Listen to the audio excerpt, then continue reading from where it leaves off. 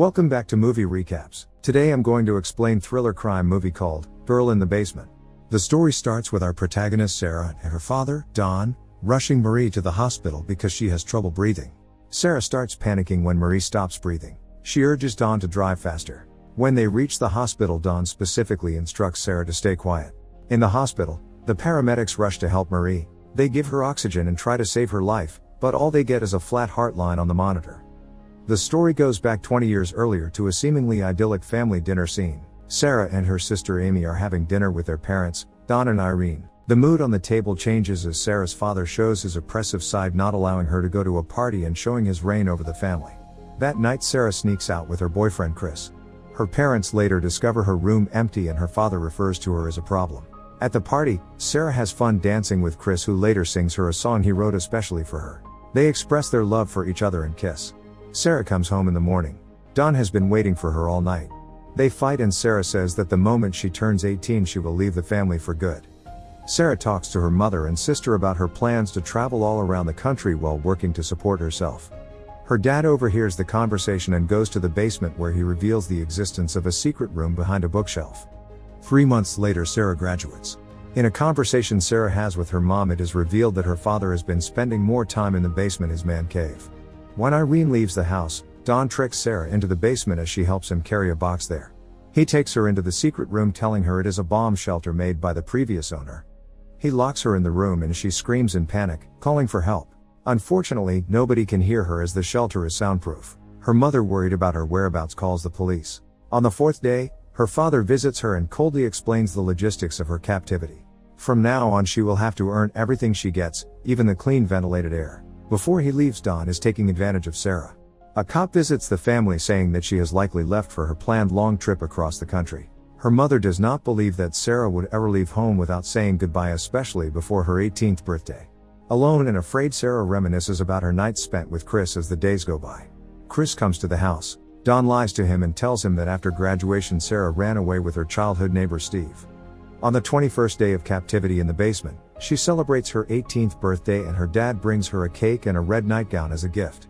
She asks for a clock and he tells her that she has to do something for him, so that he does something for her. When she disobeys him, he beats her. Almost a year after her captivity she is revealed to be pregnant and her water breaks. All alone she gives birth to a girl named Marie. 4 years later Sarah is pregnant again. Don lives a secret double live, one with his wife Irene and daughter Amy, and another in the basement with Sarah and her daughter Marie. Still worried about the whereabouts of Sarah, Irene wants to hire a private investigator, but Don firmly says no. As a gift for being good, Don brings a TV in the basement for Sarah and Marie. Later on, Sarah has a second baby, a baby boy Michael. One night Sarah makes her terrifying life story into a bedtime story filled with princesses and knights that she tells to her kids. Chris visits the house again, asking around for Sarah. Her sister Amy tells him the truth. Realizing that Don lied to Chris, they talk about how horrible he has always been to Sarah. Amy is afraid that Don might have killed her, citing his personality and bad temper in the past. To make the time go by, Sarah creates imaginary adventures for her children to help them forget the outside world. In the meantime, Don is confronted with his lies by Amy and Irene. A horrible fight ensues. Furious, Irene yells that she'll do everything in her power to find her daughter. During their fight, Don drops his keys on the armchair. Amy takes the keys and goes around to the basement to look for clues. Don finds her, gets his keys back, and fights with Amy. She is mad, afraid, and blames him for causing Sarah's disappearance. As time passes by, Sarah has another baby boy who she names Thomas. Being nice and calm, Sarah convinces Don to take the third baby upstairs. She persuades him by explaining that there is no room for another baby in the basement and that she doesn't have the time to take care of it. The baby is left on the house's porch to be found by Irene. In a heartfelt note in the baby basket seemingly written by Sarah, she writes that this is her baby and that she wants it to be raised by Irene. In the letter, she explains that she and her boyfriend don't have the means to take care of the baby. In the basket, there is also another note from Sarah pleading for help. Unfortunately, Don is the one who discovers it and assaults her again. The years go by. In captivity, the children develop an extraordinary imagination, expanding their mom's bedtime story. By now Sarah has been in the basement for 14 years. Marie has grown into a beautiful young girl that one night tries out makeup. When Don shows interest in her beauty, Sarah begs Don to leave her daughter alone. She does not want her to be assaulted. In return, Don shuts down the power which controls the clean air. While gasping for air, Marie expresses her concerns about never meeting anyone, and having no friends.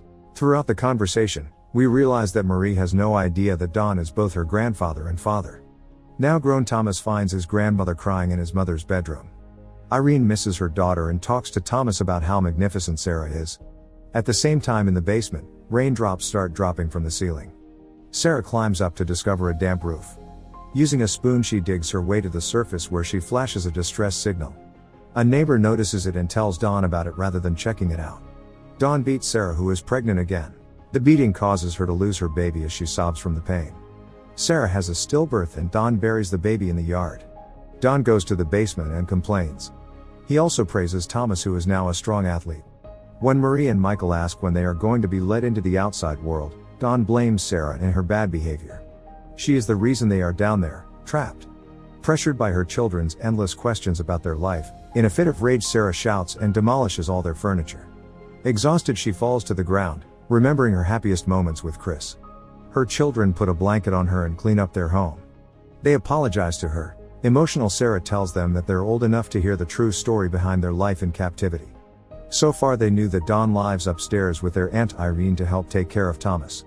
Sick of all the lies, she tells them everything, starting from the fact that her life is the inspiration of their favorite bedtime story. Gently she explains that Don is her dad, as well as their dad. The moment Marie finds out the painful truth, she has a severe asthma attack. The children now feel that there is something wrong with them. Sarah reassures them, telling them that she loves them and that Don is the only one to be blamed. A year later, another incident occurs between Don and Michael after Don insults Sarah and her appearance. The food for the basement is being rationed as Don is having trouble at work. Soon he loses his job. Facing a foreclosure, Don tries to suffocate the family in the basement. He connects the car exhaust fumes with the air vent. He gets interrupted by Thomas in the garage, who unknowingly saves their lives. While Don and his family have a fun barbecue in the yard, Marie is sick, struggling to breathe. Don refuses to take Marie to the hospital. Sarah begs for his help. She promises not to say a word about anything. Don agrees. Michelle is left behind. 20 years of captivity have passed and we are now at the beginning of the film when Marie's is being rushed to the hospital. Sarah is extremely worried about Marie's life and feels truly relieved when the doctors save her life. When the nurse asks for more medical history, she is told that Marie is homeschooled and has only been treated with natural remedies. Sarah slowly scans the hospital seeking a way out, but she looks tired and lost. In an attempt to escape, Sarah spills water on the medical forms and separates from Don. Seconds before Don gets to her, Sarah reaches the nurse confessing she needs help. A police officer goes to talk to Don. The police arrest him. Sarah announces this to Marie. They are safe and free. The house is filled with police who free Michael as well.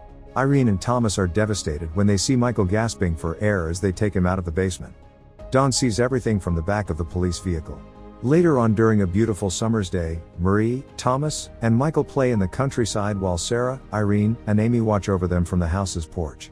Marie notices someone coming from the driveway. It's Chris. He arrives on his motorcycle. Together with Sarah, they go for a walk.